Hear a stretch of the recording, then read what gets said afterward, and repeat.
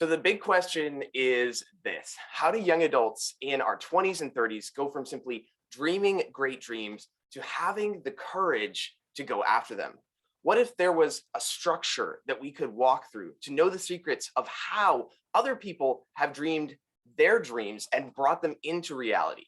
We talk with those who are in the midst of dreaming those dreams and accomplishing them to learn how to own our dreams, how to clarify them, how to pay the price, and how to have it be fulfilling and significant. If you're looking to dream great dreams and bring them from your mind into reality, then this is the podcast for you. And I have the awesome privilege of introducing Melissa Muganzo Murphy, who is the CEO of an incredible production company, has her own premiering film coming out in just a couple of months here, about a little over a month as of the recording. It'll be July 6th. So when you're listening to this, that's there for you. But Melissa, thank you so much for joining me. And can you share a little bit about your current focus? What are the things that you're in the midst of right now? What's going on, everybody? Yes, like Daniel said, my name is Melissa Muganzo Murphy, and my pronouns are she, they, and sis. And I'm the CEO of Muganzo Entertainment and executive producer for the big histo of Black Womb Revolution. I'm super excited to be in community with everybody, and I'm excited to get into all the things. I'm always involved in tons of projects. You should know that about me. I am a community organizer by trade. I'm an activist by passion. And so I'm always looking to support, elevate, enhance, advance, liberate all that I can and everybody that I'm around through the projects and the works that I do. So on any given day, I'm probably, coercing like 3 or 4 community projects that will, I'm planting the seeds now for them to grow fruitfully in a year or two. So yeah, wow. It's beautiful work. It's always beautiful work. And can you talk about any of those projects that you're currently planting seeds for, or is that? Yeah, so there's always films in motion. So I'm currently about to premiere my inaugural film all about Black reproductive justice. So for folks that have dealt with fibroids, PCOS, endometriosis, adenomyosis, miscarriages, IVF, fertility challenges, medical malpractice, sexism, racism in the hospital, xenophobia, homophobia, transphobia, all of those things that could take place in medical settings. So that's what that one's about. I have another project coming up all about restorative justice for folks that have been victimized by the criminal justice system. And so that'll be out in the next 2 years. I'm excited about that. And then I'm always going to be supporting entertainment and performance enhancement for young children. So there is a summer program on June 2023 that'll be coming out showcasing all of the talent that is just in the streets. There's a lot of street talent, and people that don't have money to performance camps shouldn't be missing out on expressing that talent. So yeah. Wow, that's so beautiful. And I think that kind of takes us into, I think most of us have been given gifts as children that often like our parents see or other people see or encourage or sometimes discourage. And that has a real profound impact on the rest of our lives.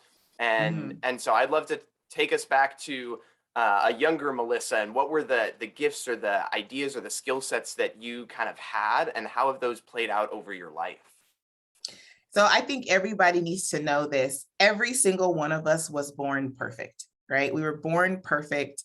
Everybody got a different set of cards when they were born, but they were born perfect. And as a child, we all express some of the things that we like to do. So for some people, maybe you like to draw, right? For some people, maybe you like to sing. For some people, maybe you like to play video games. For some people, you might like to play outside with your friends or be involved in sports. But whatever those things were that brought you joy as a child are usually these signs that it's your things that you're good at, right? Some of you may be like huge mathletes. For some of you, maybe you've always been a really good journaler, like you like to, writing is your jam.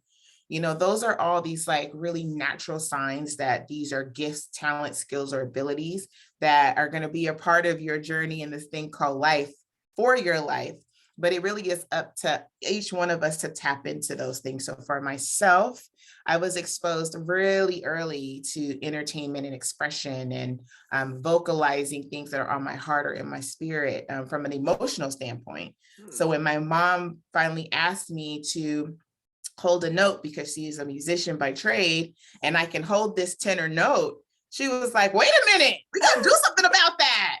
We've got to do something about that. And so she put me in my first performance, which we were churchgoers at the time. So at church. And that first moment, and I have this picture that I always carry with me of me. I'm like 6 or 7 years old in my little church dress with my little folded down socks. And my eyes are closed hella passionately. And I got this microphone. I'm sure it was probably a shit show of a performance, but I had such a good time that I think my mom and myself was like, we need to see more of this. Like, you clearly like doing this. So yeah, so I've been singing and performing and being on stage since I was 7, 8 years old, and I haven't stopped. And that is my happy place. Wow. So then kind of moving a little bit later into your story, I really loved, so for those of you that don't know, we actually met because we both did something called the Sacramento Entrepreneurship Academy.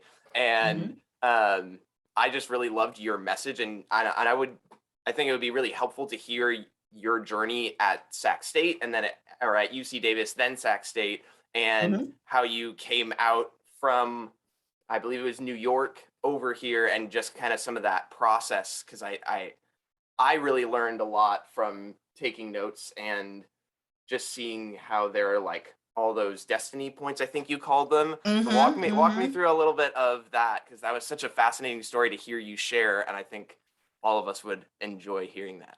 Yeah. So what Daniel was referring to is there was this person in my life that I always thought was so mean. She was like so mean to me, which later on I realized that I was actually very intimidated by their personality because they were just very firm in who they were. They were very confident. But what I did in the 15 years that I knew them is that I asked them to go to dinner and just to catch a vibe with them, just on some like regular people stuff.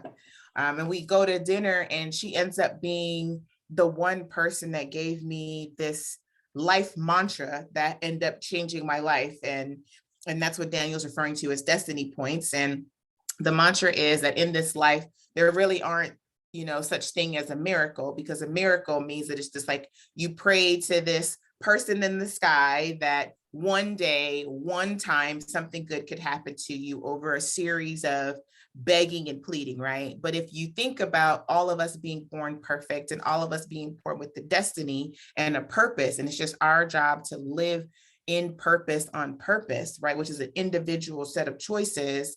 Then you realize that good is always on your side. And our job is just to arrive at these destiny points that are indicators that you're doing the right thing at the right time. And so that changed my life. And when I think back to the way in which I've arrived at this point in my life, there was a series of destiny points that would unravel themselves in front of me to give me indicators that I was doing the right thing. So yeah, big performer when I was in middle school and high school. I had a traveling dance group, I had a traveling singing group. We even traveled internationally to Canada and Mexico, which is so wild to think that as a teenager, my mom was allowing me to do all these things. As a bonus mom of a teenager myself, I'm like, oh my gosh, that's really wild. But she clearly really believed in me. And so at 18 years old, I was my senior year of high school, and I'm like, oh, I want to go to Juilliard. I want to go to New York. And my family was like, girl, that's so cute. Look at you trying to be so cute. Yeah, it's a no, but that's cute. It's a no. And so I totally remember thinking like, well, if they told me no, then it clearly is a no. But in this life, it doesn't matter if somebody else doesn't want you to do it. If you know you're called to do it, if you know you're supposed to do it, then you go do it, right? And I totally didn't realize the agency and the power that I had as an adult. I could have totally said like, I'm just going to go to New York, right? But I let this fear and this idea of me not being good enough, this imposter feeling that I didn't feel before my family told me no, really live inside of me. And so instead, I applied to the farthest university at the time from my house. And for me, that was UC Davis. And I had never toured there at all. And at 18, I got my first credit card and I bought a one-way ticket and I left for college, and I just never looked back.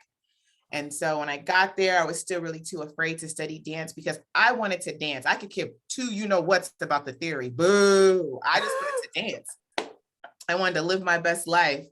And so I studied something completely different and ended up getting kicked out of college because it was boring. It was boring. It was stupid. I was going to classes I could care less about.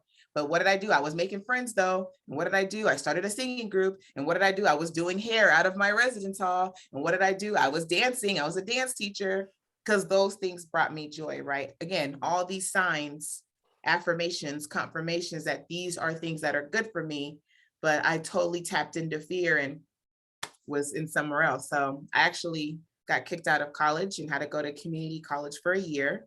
Huh. And that was also really good for me too, because it made me the social activist that I am today. Huh. Because once Why? I got back into college, Why? Or sorry, continue.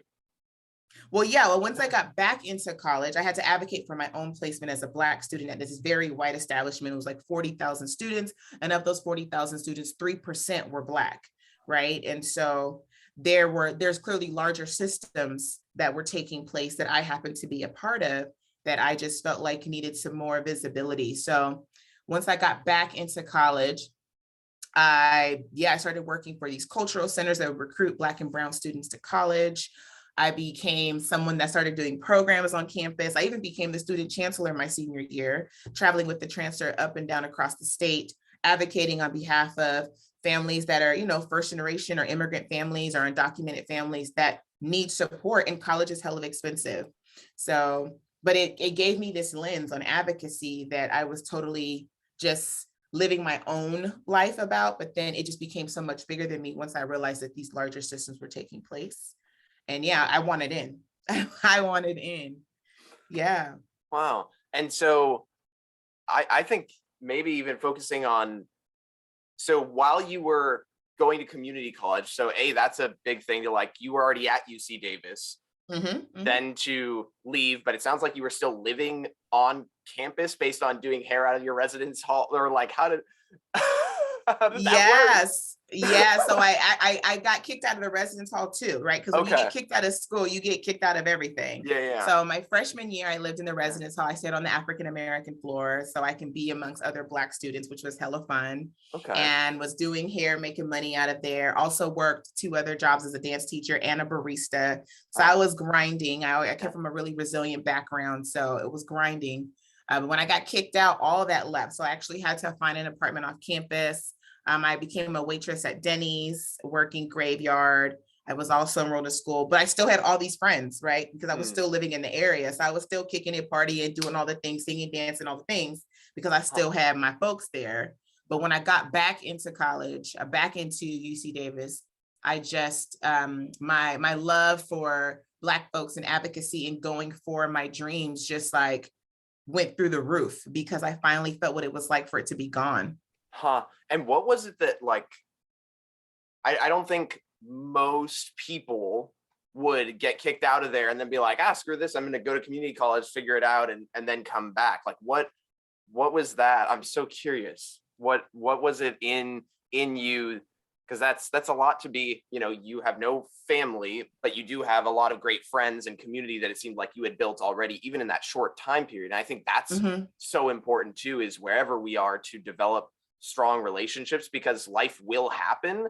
And when it's not if life happens, but when it happens, like that strength of people that you can call when, if someone passes away, or if someone is just literally in the ER, or like having those types of relationships is something that you can't prepare for the emergencies in the moment, but by investing in people, which it sounds like you've done, it then provides opportunities that might not be there. Am I understanding that?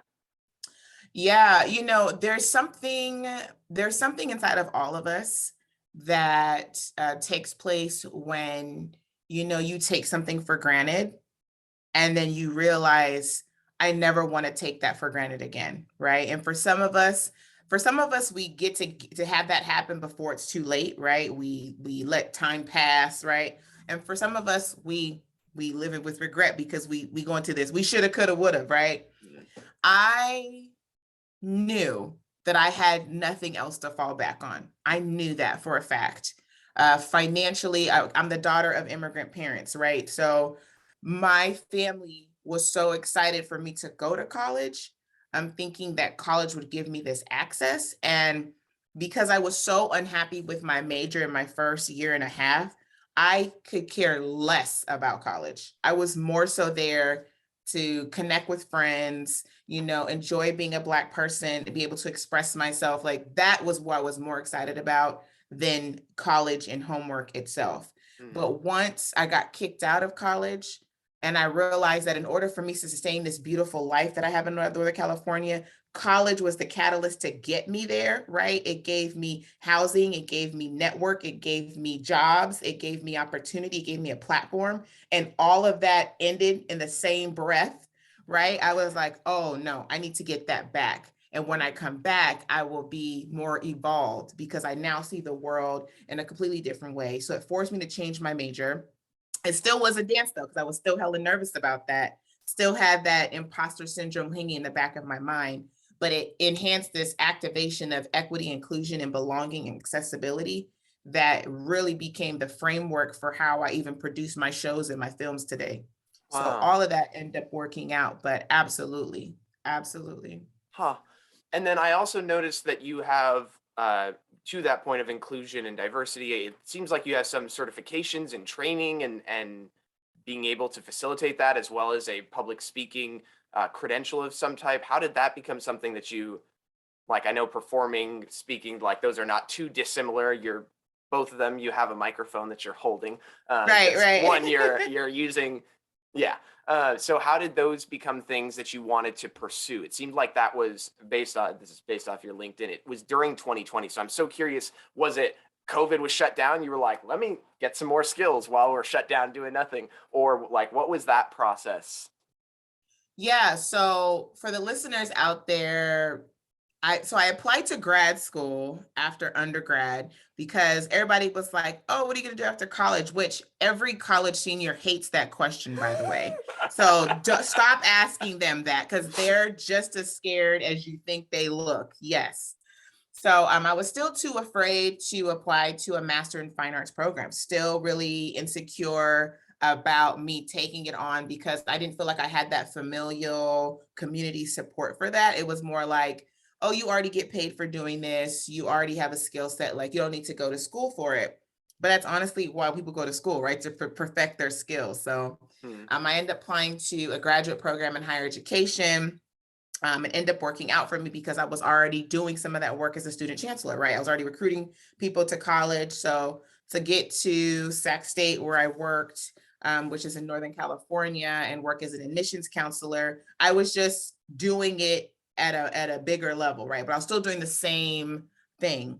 Hmm. I went on to become I'm an academic counselor. And again, still doing the same thing, right? Empowering people to go for their dreams, recruiting families to come to college and get a major, helping people pick a major that speaks to their soul and not to their familiar pressures, right? Hmm. Still doing all the same core work. But what am I still doing in the background, Daniel? Singing, dancing, producing, keynoting, giving workshops, right? Again, all these signs in my life that these are things that I'm supposed to be doing, right? But one Hmm. was financed and one was not. Hmm. Um, and then I went on to be a housing manager for college housing, which shout out to everybody that works in housing. Y'all are some G's because I can't do it. Can't do it. Won't do it. Will never go back. I will never go back. And then I Too went on much to drama. run. Oh, no. No, On I top bet. of a lot of the families just aren't honest about the behaviors of their children, right? They're just not honest. Like, yes, your child is doing everything you think you don't want them to do. And I can't tell you all of that. I can't. So it's just, yeah, no thanks. And then I went on to run a cultural center, which I really, really enjoyed.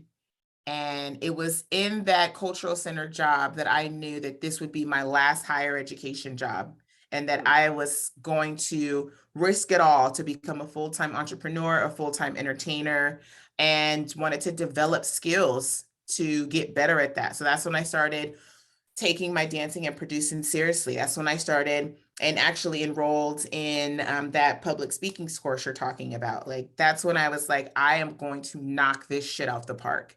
Yeah. And this time, there's nothing anybody can tell me. And I don't know if it was me turning 30 at that time that did that. That's what my wife says. She's like, it's when you turn 30. It's the 30 effect that you're like, I'm hella grown, and I'm gonna take on the world. So yeah, and so that's really what it was. Like, my heart can no longer sit back and allow me to play around with my skills and my talents. It was time to go for it. Hmm. Wow. So you finished your degree at UC Davis, then went on to Sac State and got a master's, which is very impressive. And at the same time, currently, I think I realized, oh, you're a part of the, I'm not sure if it's the Hired or Higher Ed. That's a great name, by the way, for the podcast that Oh, you the do. Hired, yeah. Hired. I was like, either it's Hired or it's Higher Ed. But But yeah, either that's way, the it spin on it. works. And so with that and with kind of moving forward, how did that even come to be a thing? Was that because you were already at Sac State? Like, how did you end up doing that podcast in the Career Center, other than it seems so in alignment with your skills and what you care about and developing people, giving access? Like, I'm a Sac State student, and I honestly, this is the first time, or maybe the second time, that I've actually run across that podcast. And so I'm so curious as to like that background and how you got into that. Yeah. So again, I've always been a creative. So even as an educator, my colleagues knew me as a performer. They knew that, right? I would coerce. I remember when I served as the vice president of the Black Faculty and Staff Association, I coerced all of my colleagues to do a Coachella tribute to Beyonce on college campus. Like, I choreographed the whole thing. I got us t-shirts. And every fall semester, there's this thing called Black Fall Welcome. We welcome all the Black students to campus. So it's about this room full of 2,000 Black students, and all the faculty and staff perform this choreographed Beyonce tribute that I put together for the campus. So like, my colleagues knew, like, oh, you want to do a performance? You need to email Melissa. So my colleague at the time, her name is Emma. She was a career counselor. And she came to me and she was like, how come you're not a career counselor? I was like, well, I already was an academic counselor, but that's done. She was like, I want to do a podcast and I want to do it with you. I was like, okay. Yeah, I'm down to be a guest speaker. She's like, no, we're going to host it and we're going to have other speakers come. I was like, oh, you want me to be the co-host? Oh, snaps. Okay, let me think about it. And I decided that, yeah, this is going to help me elevate my own platform. It's also going to help me elevate inclusion and equity in the major way. And I also get to bring people to the forefront of, expanding their network. And I'm pretty well connected, like, not in an egotistical way, but I've worked really hard to have a really strong network, and I value all of my relationships. So I was able to get guests to the podcast, like, extremely easy. So yeah, it ended up being one of the first career counseling podcasts for the CSU. And it did really, really well numbers wise. We were just all like really surprised. We even had a challenge on like who was gonna pick the right amount of listeners we got. And I think Emma won, and we like bought her donuts or something like that. But yeah, so it's good. And we did that for three semesters and before I left. Wow, very cool. Yeah, it was cool. I think we had 2 seasons. I think it was 2 full seasons. Wow. Yeah. I think I was listening to the latest one, which was with a someone who is in politics in the area, and that's a world that, like, even just understanding a bit more of that was super interesting to me. And one other thing that I noticed, especially thinking through like someone who has an idea, like it seems like you have had a pretty strong sense of what your strength is. And I think there's a lot of people that may be listening, especially that have a dream or have an idea, but are in the process of maybe even identifying like what are those skill sets. Maybe it's not as prominent, or maybe people didn't encourage them in like didn't give them a microphone for them to try it out at 8 years old, so to speak. What was the process like, or when you're walking people through this as a career counselor and helping other young adults and college students and even those that are older, what is that process of discovery like, and how do you walk someone through that to help them kind of identify those if maybe they haven't identified their skill sets or abilities to then be able to pursue that dream or that idea that they have. Yeah, I think it's important for people. So let me not say I think. I know that everybody has a first day. And I know that people are actually the most scared of starting because people don't like to feel inequipped, right? People don't want to feel vulnerable or feel like Mm, they're in a place of in a lack of knowledge. People don't want to feel ignorant. People don't want to feel that way, especially as adults. We carry a lot of ego, right? And so to be in a place where you feel like you don't know or don't have the skill set or don't have the know-how or don't have support, we try to bypass those feelings and those experiences because they don't make us feel good, right? They don't make us mm, feel strong and confident. But it's in those moments that you get to realize, oh my gosh, these are actually the areas where I need to improve, or these are the areas that I want to enhance, or these are the areas that I forgot about that I really enjoyed and I suppressed, right? So for those that are you listening, there are skills that people will tell you probably don't matter, but actually matter the most. For example, if you are connecting with people and it's really easy to connect with people, that's actually a skill, right? Because not everybody can do that. If you are not afraid to introduce yourself to people, right? To go up and have a genuine conversation, you're a great networker. That's actually a skill, right? Because people try to teach people how to network and you either got it or you don't, right? mm, And so that's a skill. If you are a really good organizer, right? You know how to get people together. You know how to get people in line, right? That is a skill because a lot of people want to be in a position of power, but don't know how to organize, right? They don't have the mystique that it takes to lead people to want to do better or achieve a goal or accomplish a task. Not mm, everybody can do that, which is why there's like bad managers and good managers. You ever, right? Because some have this skill. mm, If you are someone that loves to dress really nice, like you can look at some clothes and put it together, you're color blocking, you're doing that is a skill. mm, Because guess what? People pay other people to dress them because they don't know how to dress themselves. So if you feel like, wow, I know how to put an outfit together, we shouldn't be downplaying that, right? But some people will say, oh, that's no big deal. Everybody dress themselves. Yeah, but some people just look hella good. You're just like, wow, that is a nice outfit. You know what I'm saying? yeah. That's a skill. For Mm, some people, they really know how to do makeup extremely well. Like there's people that put on makeup and then people you're like, whoa, you look amazing. Wow, not again, a skill. These mm, are skills, if you're really good at doing technical support, if somebody says, oh my gosh, my phone's not working or my computer's not working, you're like, let me take a look, and you start clickety clacking and stuff. That is a skill. And I think, a number of people will downplay those things, but guess what? Everybody can't do that. mm, So that's what I mean, where the signs are there, yeah. that the destiny points are talking to you, right? Life is telling you like you're really good at this, but because the world says you have to be a doctor, a lawyer, a teacher, an engineer, and those are the only smart things, then people downplay the other things. Hmm. So it seems like identifying what are the things that people say, oh, hey, this was really good. And then sometimes our internal, or at least for me, my internal narrative will downplay the value of Yeah. whatever that compliment or that thing was. And if instead we can accept that and actually take it at the value that they're attempting to give it to us with, and say, hey, that was really, like, I literally had that happen today where someone's like, hey, you really helped me in like facilitating this idea. Yeah. And I was having to be like, oh, I like, because I'm in the process of learning to actually accept those for what they are and not go like, oh, Yeah. anybody could do that. But Right. really accept that for what it is. And that's a process for me for sure to really accept that. And so I think that's a part of it. And just the awareness of thinking through our lives and going, what are the things that people have pointed out? And thinking through Hmm. like, what did my mom, what did my dad, what did a friend say, like even if it was like an offhand thing. And it's also sometimes downplaying some of the stuff that they don't say well, or qualifying who we listen Uh-huh. to, because not everyone Uh-huh. cares about us equally.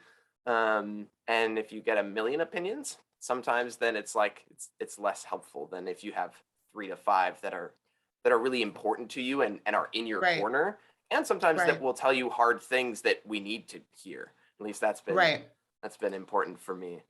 Yeah.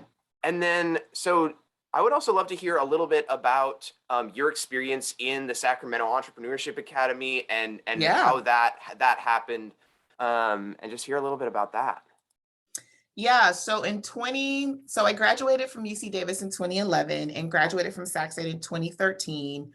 I worked for about 4-ish years. No, I'm lying. 5. It was 5 years at Sac State. And I knew that I wanted to pursue my goals. One of the first things I knew I wanted to do as an adult was become a venture capitalist. I knew that. Huh. And all I kept thinking was, I just need to know how to make the first $1 million. Once I make the first meal, it's game time. It's over. Like I'm going to be a problem, and I know it. And so I was like, how can I get that? And so I thought that I had to start a business and apply to get an MBA. And so because I worked at a college campus, I applied to the MBA program, got in, and then went to go file for my business license. Like I thought I was doing all of these like right steps.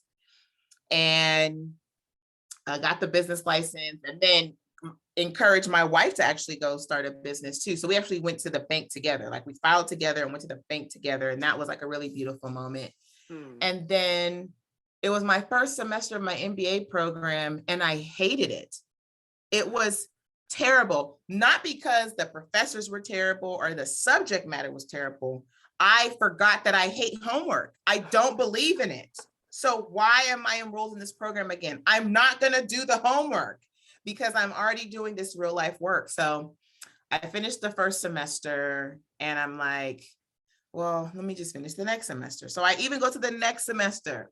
I hate it. I hate it. And so I was like, let me just collect these financial aid checks. Like, honestly, this is honestly how I'm feeling. So for anybody that's in school, that's like, oh my God, this is terrible. I know that feeling. I know that feeling.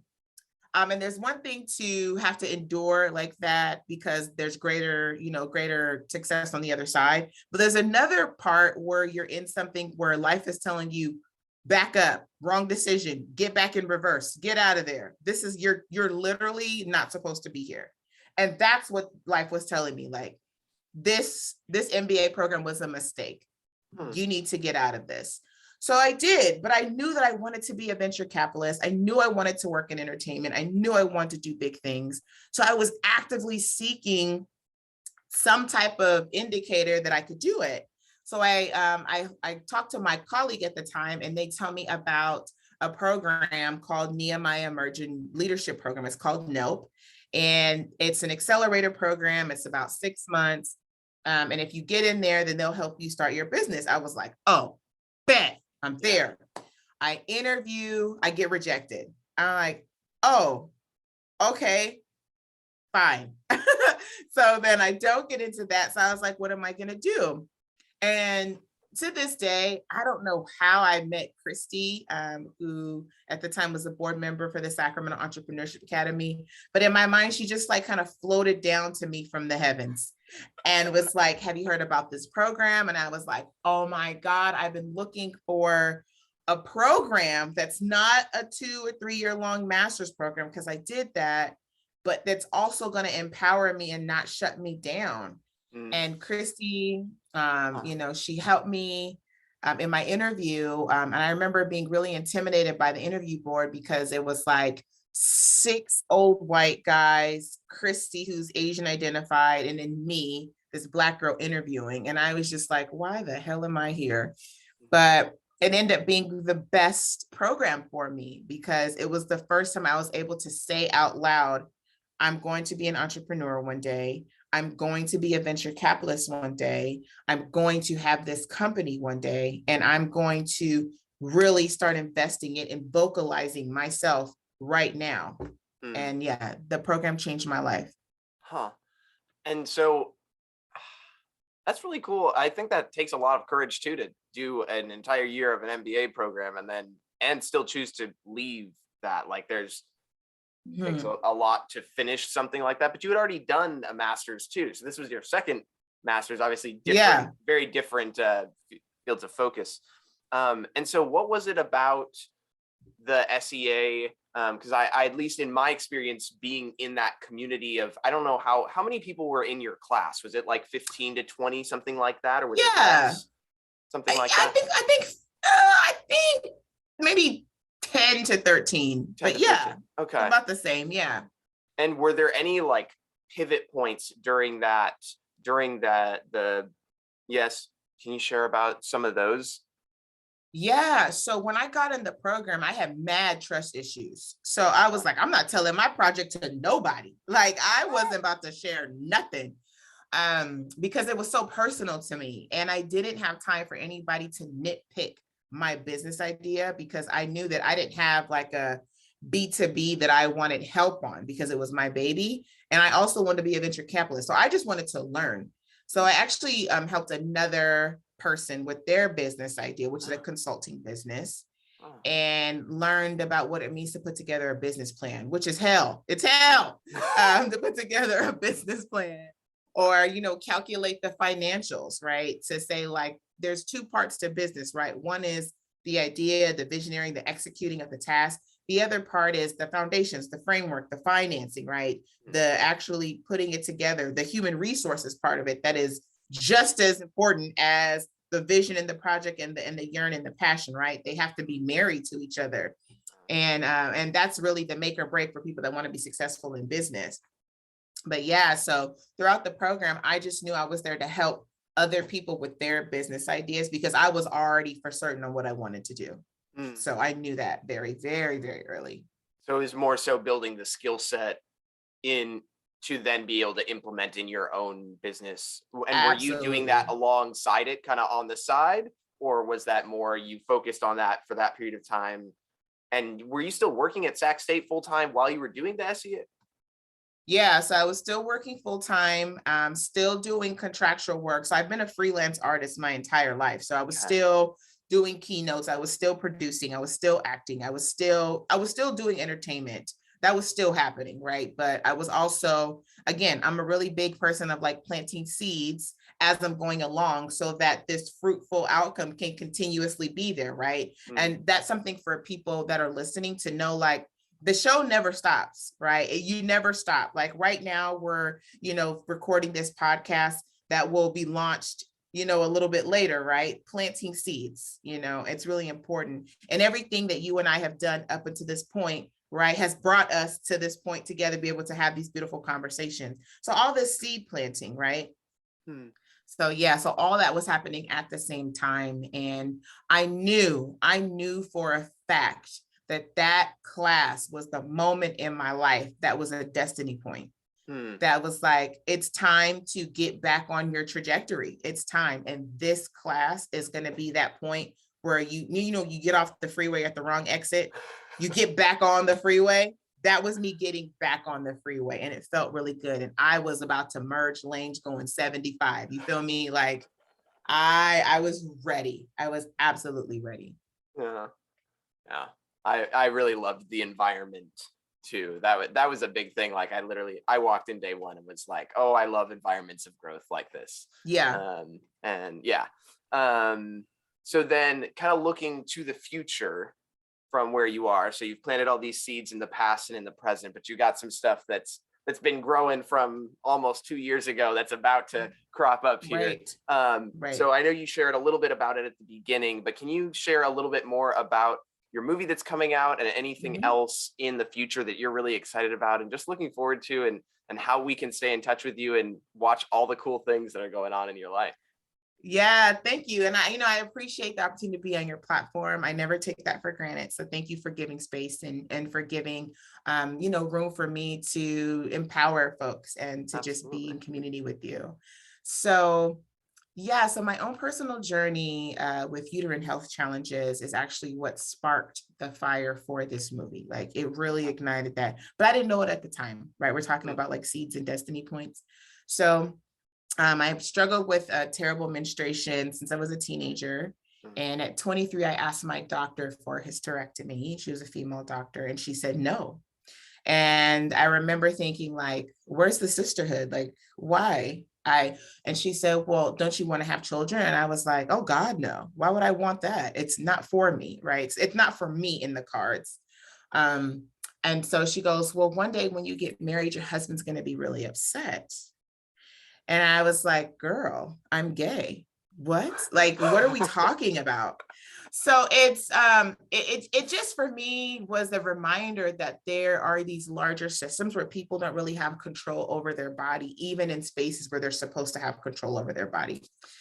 So I decided to go on a holistic journey to heal myself. And that's when my godparents are clinical herbalists. They're also spiritual, very, very spiritual. So they gave me a round of herbs to help heal what was going on in my body. And then I had a family friend when, as I got older, I think I was 24 or 5, when she was like, oh, based on all these symptoms, I can tell you that you have this thing called fibroids. It's largely found in African-American womb holders, and they're not going to do anything about it because there's not a lot of research about it, because there's also a lot of scandal as to why Black folks and brown folks experience this more than other folks. And so I was like, okay. So that's when I actually went vegan. And my veganism is actually what healed my body from all of these symptoms. So when I bring it back to my doctor that, hey, this is how I was able to heal myself, she didn't want to write that down on my chart. And so I would tell her, like, I'm anemic, I need help. She's like, well, you really need to eat steak. You need to have steak for iron. And I was like, but I don't eat meat anymore, right? I don't eat dairy. So how can I do that? She was like, well, if you just want to do that on your own way, then fine. Like, just really unsupportive. It's ridiculous, actually. So after that, yeah, it's a mess. So after that, I just remember sticking to veganism. And then once I felt good, I just kind of went back to eating however, and then all of the symptoms came rushing back. And so finally, I just, remember hearing the family friend say, like, girl, I told you, you need to be vegan. You need to have this holistic really cleanse. You need to cleanse your body. You need to reduce inflammation. This is how you do it. So I became vegan permanently in 2016. And it changed the game. It changed the game for me. I joined a bunch of these like clinical conversations, these research, studies, and was just very honest about how this healed my body for me. People didn't like to hear that, folks in Western medicine, they don't like to hear that. And so I was like, well, how do I find community with people? And I found out when I would share my story, people would be like, oh, I have those. My mom has that. My grandmother had a hysterectomy. My neighbor, and I'm like, wait, so if everybody has these issues, why is there no research and why doesn't anybody care? Then I start digging deeper and I find this history of medical racism and how the medical field is built on the experiment on slave bodies, right? And learning that J. Marion Sims, who's supposed to be the father of gynecology, which should make you raise an eyebrow, right? How are you the father of gynecology? Like that, that's kind of a weird, yeah, like what? How did you do that? Was a slave owner and created the first women's hospital in New York in 1855, but it was a slave quarters in his backyard, right? And he wrote his own autobiography. It's 471 pages of how he raped and performed surgery on Black teenage slaves, right? Talking about how he performed 30 plus seizures on one slave alone. Like, that's wild, right? So this is like history. It's noted history. And it's like, well, if that's how the foundation of the medical system, of course, you're not going to listen to me, right? Of course, you're not, because the foundation of this is built on seeing me and my body as less than. And yeah, so I decided to take my love for entertainment and my love for activism and put out a casting call. And the stories that came in were out of this world, like out of this world, and very emotional. So 2 years later, here we are with a film that's just going to bring light and justice to this very real thing that is going on. And I think it's super important too, because it's present day. It's not 50 years ago. It's not 100 years ago. It's present day, right? And I feel really honored that I get to be able to live to see this come to fruition, because it really all started with my own personal frustrations. Um, and so that movie is premiering in a theater in Sacramento on July 6th. Can you just share those Correct. details really quickly? And then for people that are either anywhere else in the US and or international, how can we view this online, and for the future when it's not premiering? Um, Yeah, absolutely. So it's going to be premiering its debut premiere that I'm so excited about as Wednesday, July 6th at the Esquire IMAX in downtown Sacramento, which again, shout out to Doug Link at IMAX and shout out to Fred Palmer at the Sacramento Rainbow Chamber of Commerce. They are amazing people, and I feel really honored to be able to have this moment in history, in Sacramento history, in my history, in my family's history to take place. So very grateful to the divine for that.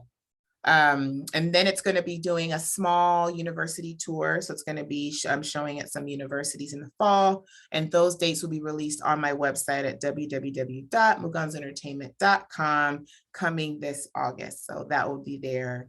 And there are plans to put it in film festivals. So we'll see what the film festival circuit does. It may give it more expansion, but it also may blow up to the point where it might be, on one of these platforms, so we'll see. I'm really letting the divine and the universe kind of guide me into what makes the most sense, because I also, for those people out there, just so you know, before I got it in the theater, I applied to film festivals and got rejected 3 times. wow. 3 times. So again, not giving up right at the first sign of no, and also getting those indicators like this is not the route that it's supposed to go, right? Because if it would have gotten the film festivals, I wouldn't be having a Sacramento premiere. Mm. So yeah. Oh.